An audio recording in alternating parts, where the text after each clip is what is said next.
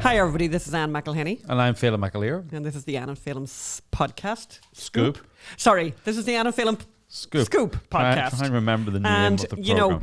You know, we're good at a lot of things and then we're not good at some other things. And as you can see here, decorations are not one of the things that we're great at. So in honor of Christmas, I thought we'd put this little collection out, but we've been busy. We've been very busy. Yes. So what have we been busy with? Well, I'll tell you what we've been busy with. So we don't have a Christmas tree up yet, but this is our Christmas tree that we got from my lovely sister. So we've got this Christmas tree going for the moment and a few candles that are not candles, but sure, what are you going to do? So on today's podcast, we're going to be looking at the IG's report, which we are still taping with Adam Baldwin. Yes. Unbelievable. That's what we've his been, delivery. That's what we've been busy with. We've been in a studio for the last unbelievable. He's 8 unbelievable. days He's taping the IG report. So you have to go, you have to listen to it. Hear the IGreport.com. We're going to talk about that today. Also, obviously, since we last saw you, some fantastic news from Britain, the Brexit election. And fantastic. Okay, yes, it is. Okay. It's interesting. Okay. You know, we could be having an argument about this. The jury is out on Boris. 1 second. So that's number 2. Number 3, we're going to talk. We got a story from Crazy California. Of course, we always have a story from Crazy California, and this one is crazy enough and a Christmas themed Crazy California story. Shocker. Then we're also going to tell a story about Bloomberg. His latest clever idea for himself. Yes. We have the movie review, by the way, which is the Richard Jewell film, the Clint Eastwood's latest movie, which we cannot possibly recommend more. And I'm going to do a little rant when we get to that point. And then we've got a recipe, which is the sheet pan, really, really easy, lazy dessert that went down a treat when I cooked it for 7 people last night out in Glendale. What's it called, the sheet pan? I'm calling it the sheet pan berry crumble. So, and I'm going to explain why it's on a sheet pan rather than in a deep dish like normal berry crumbles are. Uh-huh. And that's basically the lineup for today. So we're going to start with the IG report. So this last week, basically, yes. we just finished today, actually. Today, Wednesday, there's the last chapter. Yeah. We have been taping the verbatim, word for word of the IG's report, which is unbelievable. The IG's report investigating the reason for that ever we had in the first place, this Russia investigation. And it's been just fascinating. Just a huge shout out to Adam Baldwin, the actor, obviously very famous for Full Metal Jacket, for Chuck, Firefly, and for Firefly, The Last Ship. You probably saw him in The Last Ship amazing. most recently, and he just does such a great job. Yeah. So, we're going to look at some highlights today. But by the way, every day we're downloading a chapter also. So I think we're at chapter. I think we're at chapter 11. We're nearly finished now. When you're coming up to the last chapter, we're just deciding whether to record the appendix as well. So it's all there already. We've had, I think, almost 20,000 downloads. Mm-hmm. It's becoming very, very popular. Adam is brilliant. Only Adam could do it. He brings to it knowledge. He brings to it skill. He brings to it emotion and the right amount of just really good reading. Oh, he's amazing. He's really amazing. It's an incredible job and it's a really great achievement. So please go there. I want to talk about, what jumped out at me. Well, just everything jumps out. It's like a movie. It's like a spy thriller. I think, where did this all come out of? Or how did the FBI get in? Because it's a big thing, you see, to spy on a presidential campaign. So what do? You take something and just say, oh, wow, we have to go with that. So the Steele report, Steele dossier, which was paid for by the Democrats, and we'll come to that later, by Hillary Clinton's group. This guy Steele, who is a former MI6 agent, is now paid by Hillary Clinton to find damaging stuff about Trump. And you know what? He came up with damaging stuff about Trump. And it emerges in the report that he basically talked to people in pubs. And they said, well, there's this chat about, I've talked to somebody who used to work in the Marriott in Moscow and Trump there, and there's all this embarrassing tape. And he wrote down, according to senior sources, both in Marriott and in Russian Secret Service, are compromising tapes. That's literally what happened. Was it went from pub chat to senior sources. Actually could get a job in journalism if this spying thing doesn't work out for him. So he sent in this report that with details that were just so amazing, right? Obviously, it prompted, it needed to be investigated. I just dropped my pen there. So what did the FBI do? Well, let's hear the Inspector General state clearly and unequivocally that the Steele dossier was the reason. It was the way they got in to monitor and wiretap the Trump campaign. And out of it came everything. Came the Russia collusion hoax, came the impeachment, came everything. And so let's hear the Inspector General say how the FBI investigation really got going. A. The role of the Steele election reporting in the applications. We concluded that the Crossfire Hurricane team's receipt of Steele's election reporting on September 19, 2016, played a central and essential role in the decision by FBI Office of General Counsel to support the request for FISA surveillance targeting Carter Page, as well as the department's ultimate decision to seek the FISA order. They got this report, and you'd think, being the FBI, they get a report with these amazing allegations, that before they go to a FISA court, they would do some investigation. But no. Instead of being the Federal Bureau of Investigation, they were the Federal Bureau of Stenography. They just took these allegations and just presented them as facts to the FISA court and bigged up the sources and said, oh, this guy's given us reliable stuff before, which is also, if you listen to Adam on the IG report, they exaggerated his significance. They said, oh, he helped us solve this corruption problem, that corruption problem. He didn't. He submitted reports on them, but they never used one Steele report in any courtroom proceedings. So I always said this, when journalists report something and are not curious about investigating it, that means they know it's not true and they don't want to investigate it. Yeah, the last thing you want to do is really do a deep dive into the information, because maybe then it'll turn out that actually, you know what, there is nothing. There is no there. So they knew there was nothing there, so they didn't do it. They just presented it to the court as facts and they got their wiretap and they were in. And another way they got the FISA warrant was to say, oh, Carter Page has all these contacts with Russians. And in fact, he has contacts with Russian intelligence agents. That's a fact.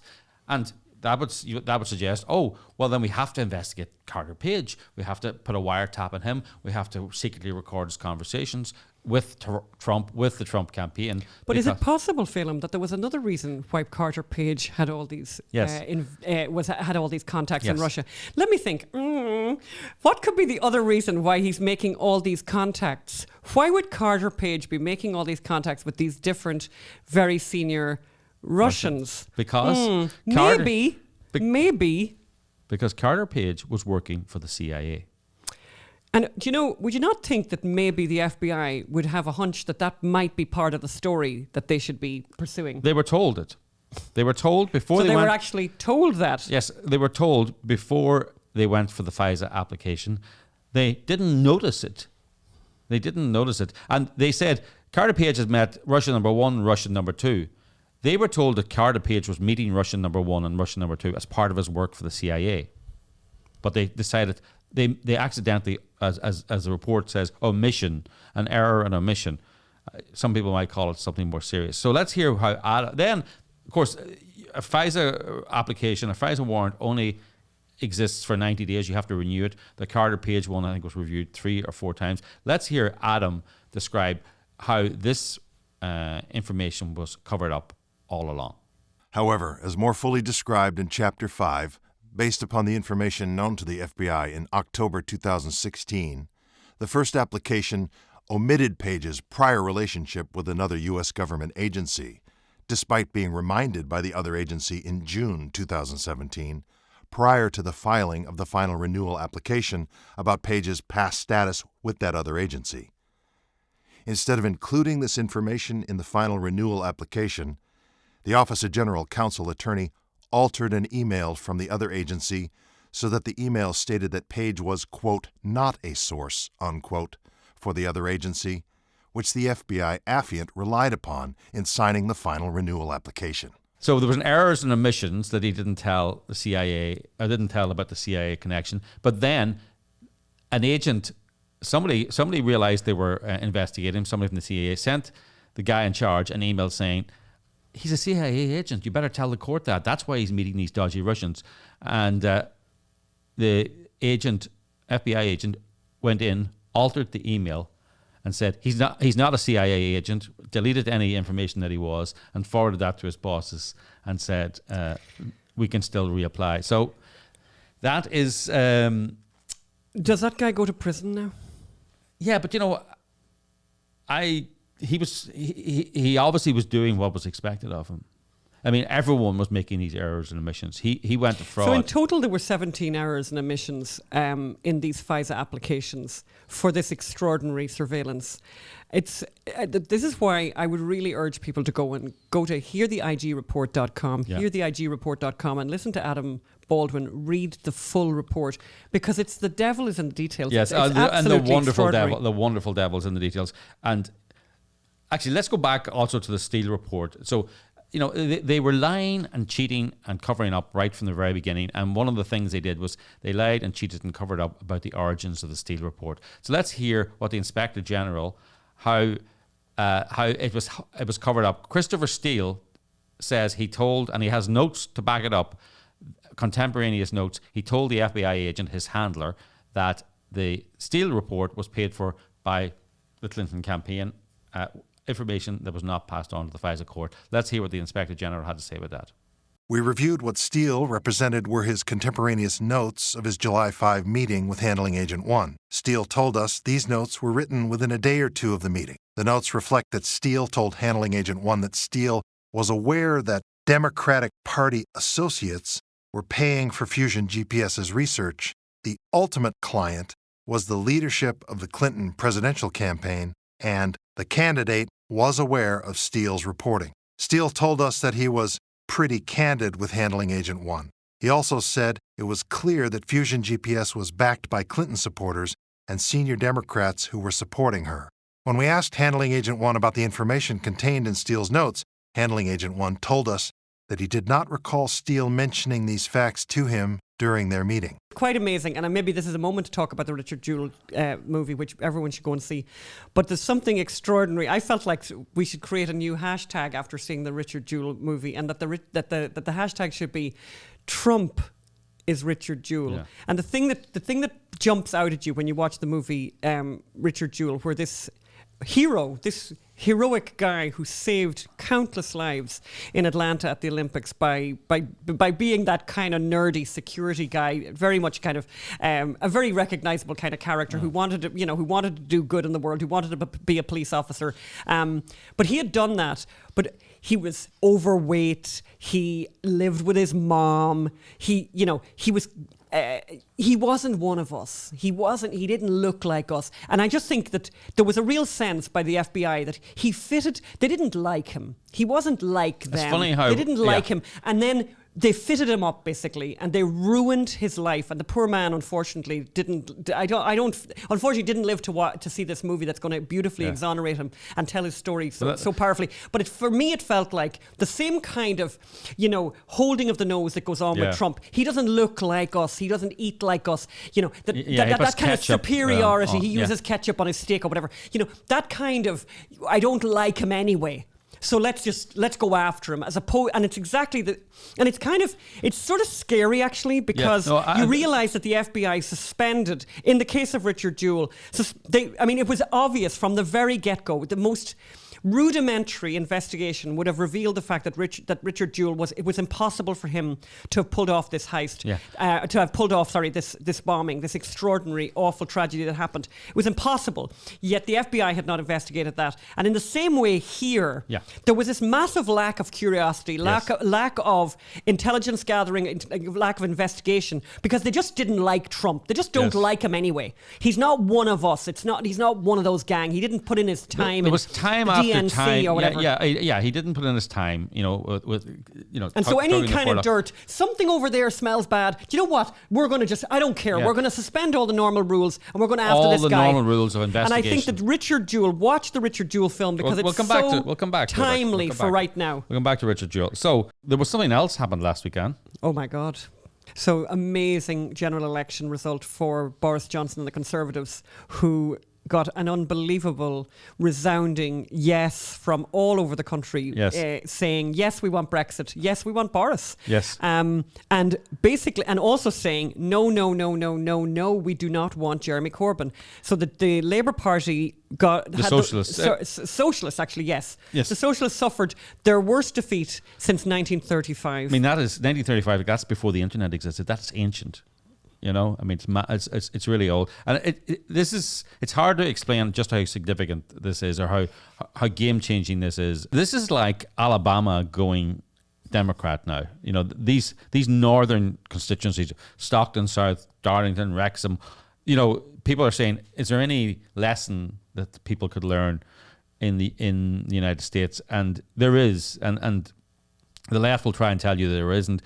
The left in Britain put forward the most left-wing candidate, I think, ever, right? Yes. Ever. Yes. I mean, Neil Kinnock's 83 manifesto against Margaret Thatcher was called the longest, no, it was Michael Foot's in 83, the longest suicide note in history. And it was you know, left-wing. But Corbyn's not only was far left, but there was an enormous list of giveaways, right? And we're always told, oh, people like free stuff, right? You can't, you know, the person who offers the most free stuff. So Corbyn was going to nationalise the railways. He's going to nationalise the banks. He was going to nationalise the power utilities. That is, seize them from private industry and give them, and the government would own them. And he was going to take 10% of all companies and give it to the workers, give the workers shares in it. And then he was going to free college, and he was going to write off student debt. And this all kept dropping during the campaign, and he was going to then the last thing in the campaign was free broadband for everyone, right? And Christmas was going to come early. And one of the things that people reported on the doorstep was, you know, we don't like Jeremy Corbyn, but he offered so much free stuff that people didn't believe. He, you know, if he only had offered one bit of free stuff, people would say, yeah, you can do that. Yeah, I quite like free broadband or free college or free this.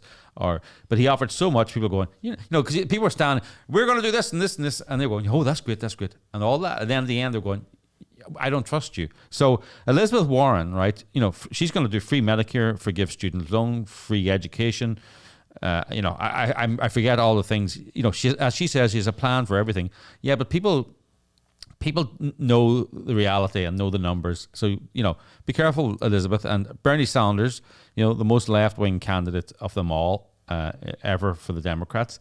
And, you know, these are two of the front runners. So there is a... well, it's kind of funny. They actually said during the other night during the election results that the red wall in Britain had come down.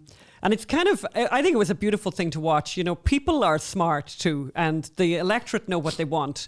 And I think in Britain, they're particularly tired of being told by their betters what they should and shouldn't think. And they particularly, I think, found it deplorable that they were described in the way that they were by the elites in London for having voted for Brexit in the first place.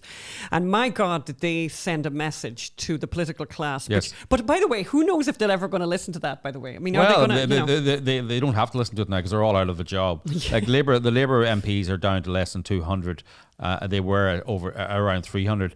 You know, it's another thing for the Democrats to watch out for, that if you call voters racist, xenophobic, you know, homophobic, like transphobic, phobic about your phobias, you know, they may actually find it rather difficult to vote for you. Yeah. You know, people don't like being called smelly and deplorable and racist. And especially when they're not. Well, it's also interesting. I think the other thing that has really been revealed through Brexit, the Brexit referendum, and then through this general election, and equally then obviously here with the Trump election, is how our betters actually don't know anything. Like, they really, really don't know anything. And we're just going to put up a headline that I just thought was so funny from 2017, an opinion piece from the Washington Post, where they basically says, progressives in the United States should learn from Corbyn's success. And I just think it's a fantastic headline to just show you and to remind all of us how little the Washington Post know about anything. Yes. And we make that point all the time. These people, they don't get out of Washington. They don't get out of their own heads. They don't get out of their own company. In a lot of cases, and I think we've had this conversation with Claire Fox, the MEP, the Brexit MEP in London, who said the same thing. That they don't know the people, they don't know the electorate. Yeah. And they don't want to either. Oh no, they don't. And they're, and when it comes to it, it's very interesting that the left wing in Britain, and a bit like here as well, the progressives, like, who are always talking up for the man, who are always talking up for the working class, whatever. They really don't like the working class man, and what they really want to do, and I think this was a point that was being made by I think Brendan O'Neill made that point, was that they want to talk for these poor people. They want to represent them, but they don't want to hear from them. Yes. If you know what I mean? Like, so they know They're best. They're a prop, but they know best what these poor working class people need. These people from these areas in Northern England. They know what's best for them, and they're going to do that in London because they know. And also, not only do they know what's best for them, they know that they always need help. Yeah, they love that, and they want to be helping the whole time. Yes. And you know what? Many of them think, I don't need help. I just need you to get out of my way, and I need you to represent me. And and to represent me. Yes. What was it somebody said? The woke Waitrose group. The woke Waitrose. The woke Waitrose crowd and set. And Waitrose, We're is trying like, to think of equivalent. We're trying to think of an equivalent. So Waitrose is a posh supermarket, like really posh supermarket. Like, it's expensive. It's sort of Gelson's and Bristol Farms, kind of. It's not Costco. It's not a membership thing. It's not Ralph's. But it's very posh. And when they have competitions in Britain for like best supermarkets in Britain, Waitrose wins. And you'd go to Waitrose to get like a really nice piece of salmon or whatever, just to treat yourself. But you wouldn't be doing the weekly shopping there. Yes. So the woke, so it's very good. The woke Waitrose set are representing the people who'd never shop in Waitrose. Yes. And they want to represent those people. So, but unlike America after the Trump election, and the populace of Britain, of course, have accepted this election. Oh, beautifully. As legitimately democratic. So do you remember those pictures that we remember seeing at Clinton headquarters the night of the election results here? Do you remember those pictures of the people crying and wailing and all that kind of thing? Well, knock me down with a feather, Phelim. Like, seriously. Here's some scenes. Yeah. Well, actually, this is more like the Women's March for his inauguration. Remember that, And it's like... So some people... And actually, they were even also saying, the British electoral system we need to replace the British electoral system. That's really funny. Yeah, because, we need to get rid of the electoral college because under the rules we didn't win, so therefore we have to change the rules. And in Britain, there's a first past the post system. There was a referendum, I think 3 or 4 years ago. 5 years ago. 2011, there was a referendum to change first past the post, which was defeated. Which was defeated by the people, and handsomely defeated. So they quite like first past the post, but no, it's led to Boris Johnson getting in, so we have to change the electoral system. It's an illegitimate election. It's quite funny. Just like Trump is an illegitimate election. The parallels and of course, are just they tried to say that the Brexit referendum was because of Russian interference.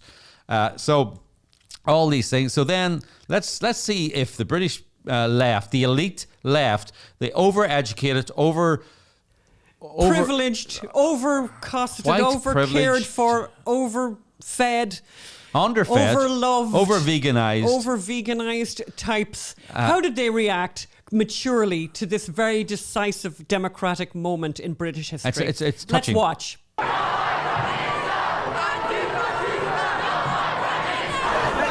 Don't come closer! Stay back!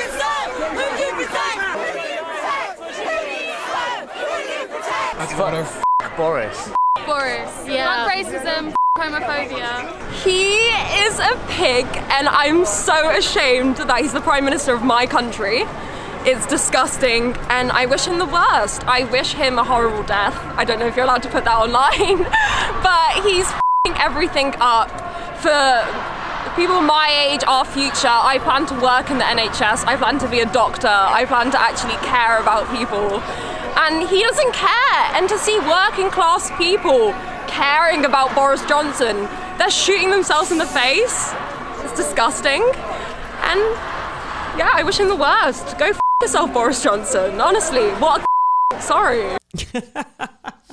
So it's wrong to laugh. It's wrong. It's kind of wrong to laugh. And they're very upset. By the way, and sorry for all the bleeping. And we couldn't do anything about the T-shirt that girl was wearing. But God bless us. Can you imagine that woman taking care of you when you were sick in a hospital being run by the NHS? She wants to care, right, Phelim? Was that what she said? I want to have empathy, which is a very weird thing to say. I want to care, she says. Yeah, but she wants to care in the future. But I just, looking at those people, especially the ones at the beginning, the slogans they were chanting, like I didn't feel like they really believed them. I think it's called virtue signaling, where you look at me. It's my way of saying a good person is to repeat these slogans ad nauseum, and it's like, have you even thought about what you're saying? Do you understand what you're saying? And it's like, do you have any interest in the people who voted for Boris?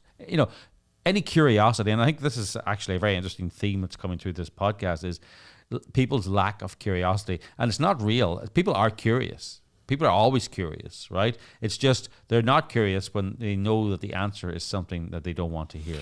So it's going to be very interesting over the next few years to see what Boris does with this massive majority he has. He's attracted voters. I mean, and it really was an amazing night to watch. And we were just glued to the television. As I say, it's like Obama. Oh, it's like Alabama going Democrat. So you had a lot of people who have never voted for the Tories, for the Conservatives, but their parents hadn't and their grandparents hadn't. So no one ever belonging to them had ever voted for a Tory, and they have voted for Boris Johnson. I certainly hope, I think Phelim and I both feel very strongly about this, we hope that Boris Johnson lives up to the privilege that he's been given by this vote. And I have to say, we have a few worries, and I think we mentioned it on a podcast earlier, and I want to mention it again here. We were very disappointed to hear Boris Johnson say, coming up to the election, he was trying to be popular. He was trying to get as many votes as he could, but he threw into the middle of the mix that he would ban fracking. And obviously we know a thing or two about fracking. And, when you come to the science, when you come to the truth about fracking, it's anti-science. It's anti-science. And for him to take that position is very, very disappointing. I'm hoping that he pivots, that he does one of those, like a bit like Obama on same-sex marriage, that he evolves and realizes, oh, you know what? I was wrong about that. That was a nonsense thing. Fracking is safe and is a wonderful opportunity for Britain to produce some of its own energy. But it's going to be very interesting to see how he manages with that. We're hoping for the best. Do you think Boris will offer me a job? I don't know. I think I'm the only person in this room who has worked for Boris Johnson. You have worked for Boris Johnson. So Phelim wrote for The Spectator, and he used to be the editor. So I think you had some conversations with him back in the day. Used to be. I talked to Boris. Did he run one or two articles? No, he ran one and rejected my second one. The first one, the one he ran was, which he put the headline on, and you can check this out: "Happy Hookers of Eastern Europe." Sorry there, Magda. So you can imagine, you probably can't imagine. And it honestly does need a bit more explanation than that, but we're not going to do that today. So you can check it out on the World Wide Web. On the World Wide Webs. So let's go on. So, yes. Go ahead. We have a Crazy California story. Yes, we're moving directly onto the Crazy California story. And Phelim, what crazy thing has happened here in California, they've put the church nativity scene in cages because Jesus, Mary and Joseph are caged refugees, and the world needs to know that, and we need to feel empathy and sympathy, just like that little wannabe doctor I feel empathy and sympathy for their lack of historical knowledge. Yes. Or their lack of theological knowledge. Yes. So, this is a historical fact or a theological fact. Jesus, Mary, and Joseph were not refugees. They were not fleeing persecution. They were not fleeing, they were not an ethnic group. They were going to fulfill a census. In fact, if anything, they were the victims of overbearing governments. They were suffering from big government. They were suffering from big government. So actually, they should be like, there should be a boot of big government over the nativity scene. They were forced to travel hundreds of miles to register. Stupid Roman census, so that the Romans could tax them properly, that people couldn't and by the way, I don't think the failure to register for the census was I don't think you'd get a ticket in the post. I think the punishment meted out by the Romans would have been a lot more severe. So they're not refugees. I really hate that politicization, by the way, of Christmas and of the nativity and of the nativity scene. And equally, we had that news, which I know we weren't going to talk about. I'm just going to mention it. But Netflix running these now two different Brazilian movies, one having Jesus be gay, and I can't remember what the other one is about. But as somebody said, of course, typically, we'll be very impressed with Netflix when other religions get ridiculed in the same way. Yeah. If there were an equal opportunities ridiculer, I think we'd be all a bit more happy. But they'll use the soft target because Christians are never going to say anything or not going to say much. Well, Christians aren't going to cut the heads of Netflix executives. No, they're not. Right? No. Unlike another religion. So if you were to say that the leader of another religion, I don't know, just for example, I can't think of anything, but there are probably some religions in the world where if you criticised in fact, we know there are some religions in the world that if Netflix made a movie saying the leader or the founder of that religion was gay, that certain people, thousands of them, mightn't live to enjoy Christmas. Yes, and they might get their heads cut off. Exactly. But Netflix won't do that because they're so brave and so transgressive that they will attack the Christian religion because that's the cowardly thing to do. So talking of moving right along. So Bloomberg, we have a great story Michael from Bloomberg. We have a great story from Michael Bloomberg. Did you know Michael Bloomberg's running for president? You probably do because you know why? Because he's paying for tons and tons of TV ads. I'm a bit worried because they're popping up on my Facebook feed as well. Oh dear. Yeah, so I must be a target voter. God help him. He's getting ripped off by his consultants. If I'm on his Facebook target list. Yeah, exactly. So a story came out today, and I think this was around before, but it's just re-emerged. So a lawsuit in 1997 accused potential presidential candidate Mike Bloomberg of telling an employee to kill her unborn baby. So she was pregnant.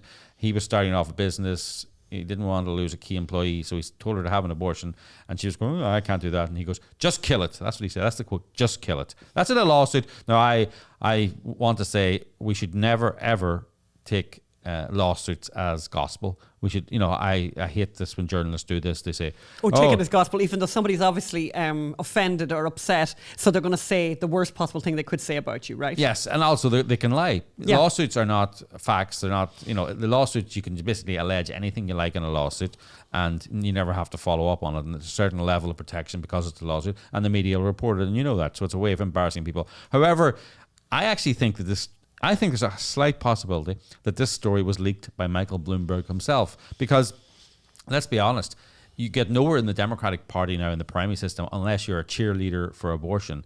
Tulsi Gabbard, made some comments that, she doesn't quite like the idea of aborting a child in the 6th, 7th and 8th month of pregnancy. And like she's gone down in the polls. So you're suggesting that Michael Bloomberg actually leaked this story himself to establish his bona fides I'll kill them up to 9 months. That's what I'm... His abortion bona fides, yeah. So maybe it'll give him a little bump in the polls. That's just me. Maybe I'm cynical. That's the modern Democratic Party. I think it's fair enough to be cynical when you look at the way the politics are at the moment. Yes.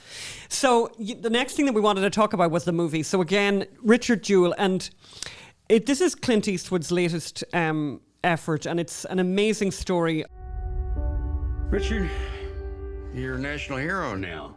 Thank you, sir. But I was just doing my job. Move away from the tower! You always look at the guy who found the bomb, just like you always look at the guy who found the body. Jewell fits the profile of the lone bomber. A frustrated white man who is a police wannabe who seeks to become a hero. His accusers are two of the most powerful forces in the world, the United States government and the media. I think your client is guilty as hell. They want to fry you. You ready to start fighting back?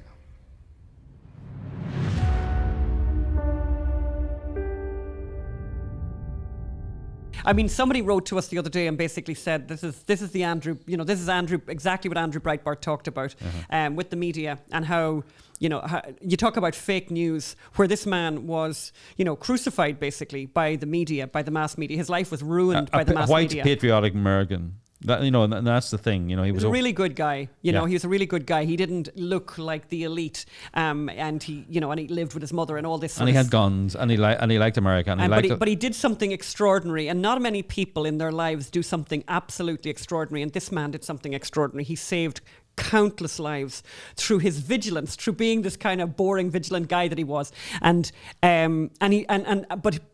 he became the center of the investigation, and all eyes were on him because they just didn't like the look of him, and the thinnest reason that they went after him. It's unbelievable how lacking in any substance was this reason for choosing him as the suspect, except for the fact that he didn't look like us. Well, no, fatso. actually, he fit the profile. Oh, right? He fit the profile, yes. and they were married to the profile. Yes. Well, but also the profile is very interesting. You know, the profile wasn't,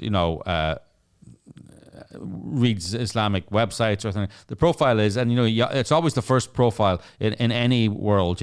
It's like, white male loner who likes authority. Has guns. Interested in explosives. In other words, working class white people in America. Yeah. So that's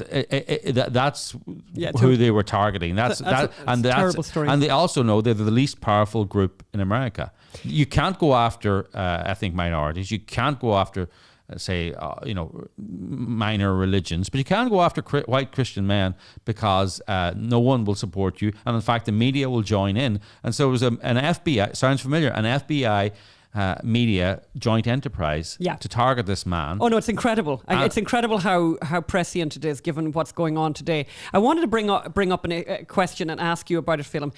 It's the film has gotten a huge amount of criticism for a scene in it. Yes. And can you tell us about the scene and tell us what the criticism is based on? Well, the criticism is based on the reporter who started it all, Kathy Scruggs.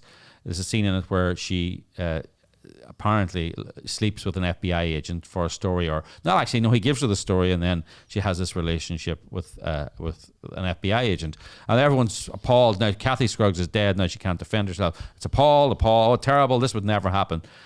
Well, first of all, there's a story out now in Deadline, and it's buried in the middle of the story. Kathy Scruggs, in a lawsuit, admitted that she had a 2-year relationship with a senior police officer in Atlanta, and she was the crime reporter for the Atlanta Journal-Constitution. So they need to kind of relax, clutching their pearls and getting offended. But also the idea that journalists don't sleep with their sources.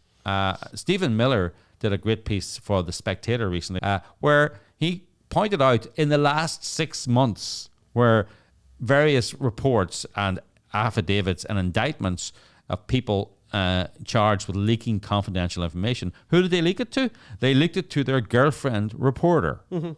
Oh yeah. I'm just thinking England. Adam Bolton, the guy from Sky, he was involved in an affair with Angie Hunter, who was Tony Blair's chief spokesperson. Right, so he was having a relationship with his sources. Well, these are the kind of people that are socialising with as well, yes, I suppose. So my point. No, it's perfectly understandable. But let's pretend that this is something outlandish that Clint Eastwood has just invented out of nowhere. Yeah. This happens. Reporters sleeping with their sources happens all the time. It's incredibly important that films like this get supported by conservatives, by everyone, by the way, but by conservatives, people who are listening to this podcast. It's incredibly important that you support this film and films like it, like the Gosnell movie, like Unplanned, there's so few movies made by conservatives that they really need to be supported. And this story is incredibly important. It has bombed in the box office. It's made half what it should have made the first weekend. And I would say to you, here's what I say every time any movie like this comes out. If it's on in your local area, go and see it. If you cannot go and see it, buy a ticket anyway. Because the numbers matter a great deal. And if these movies do well, more movies like this will get made. But it's very disheartening, and I'm sure it's very disheartening for Clint Eastwood to be looking at these numbers based on this incredible movie that he's made that is just fabulous, and bring young people to see it. It's an amazing education, and it's an incredible parallel to what's happened to Donald Trump. It's unbelievable. Please go and see it, and please support this movie. You will not regret it. There's time over Christmas now that people should definitely go and see it. Totally. So you've got your marching orders. You've got your marching orders. Your country needs you. So we're running out of time now, and I want to quickly tell the recipe. And the recipe is super, super simple. And if you like Berry Crisp, which I really like Berry Crisp, one of the problems with Berry Crisp is that there's never enough crisp and there's too much. You know the way there's not enough crisp and too much fruit? So the way to solve that is to do it on a sheet pan. Get the big roasting sheet pan. And this is the simplest recipe ever. And I used frozen berries, but you could use fresh berries as well. And put those fresh berries and actually just covered the bottom of the pan with some tin foil so that it'll help you with the cleaning up process. But covered with the berries, you want to heat that oven up to about 350, 400, depending on your oven. But you want a nice hot oven, have it preheated, put your berries out, then make your topping. And you know, the topping is made with, I made mine with oatmeal. With oatmeal, did I say oatmeal? Yeah, Yes. Oat flakes, old-fashioned oat flakes. And as I said, the recipe is going to go up on the Facebook page. What's the name of the sugar, Facebook page? It's called the what's it called, Phelim? Ann Phelim Scoop. It's called the Ann Phelim Scoop. Facebook page. So mix your oatmeal with sugar and with butter. And I use Irish Kerrygold butter. And I also crumbled up these gorgeous things, which came from Costco, which are just... What are they? My latest addiction. So they're called praline pecans. They're just basically sugar with a nut wrapped around. There's a bit of a nut in there, but there's an awful lot of sugar. But anyway, they're gorgeous. So I threw them into the mixer as well and mixed them up and threw that over the top. So you want a nice amount of topping, of crusty topping, and get that in the oven. I would cover it for the first 15 minutes and then take the cover off, the foil covering off for the last 15 minutes, about 30 minutes. But I don't know what your oven is like, so keep an eye on the oven. You don't want it to burn. And just serve it. And I would put it directly on the table. Obviously, it's going to be very hot. Tell everyone not to touch it. But I would put it on a board in the middle of the table, and I would put scoops of vanilla ice cream on top of it, and then let people all get involved. Certainly went down well last night. It went down very well last night, and it's a nice, simple one for this time of year when people are just so busy and trying to do everything. Outside. And it's a little bit cold outside. Maybe it's cold so we outside. are coming up to Christmas. We will not be having a podcast next week because it's falling on Christmas Day, and I think you're all going to be too busy on Christmas Day to be listening into the podcast. We would say we want to say this has been an amazing start to our podcast year, and we want to wish everyone a really, really happy Christmas. And we also would like to give a shout out if anyone would like to give us a gift, any kind of gift at all, to keep us on the road, to keep the podcast going. We'd so appreciate that. And you can give it at the unreportedstoriesociety.com, unreportedstoriesociety.com, and give us whatever you can. Yes. We would really appreciate that, a gift from you. But your dollars help keep this show on the road, and we appreciate it. And we love doing this, and we'd like to keep going. And we need to go out and we need to do original reporting. In January, we're going to have a big project. Very big project. We're really looking forward to that. Original reporting. We want to take the FBI Lovebirds on the road again, put Peter Strzok and Lisa Page back on the centre page, and a couple of other interesting projects as well. So whatever you can give, unreportedstoriesociety.com. Please give what you can. Please have a great Christmas. Have a very, very happy Christmas with your family and with your friends, and we love you. Thank you.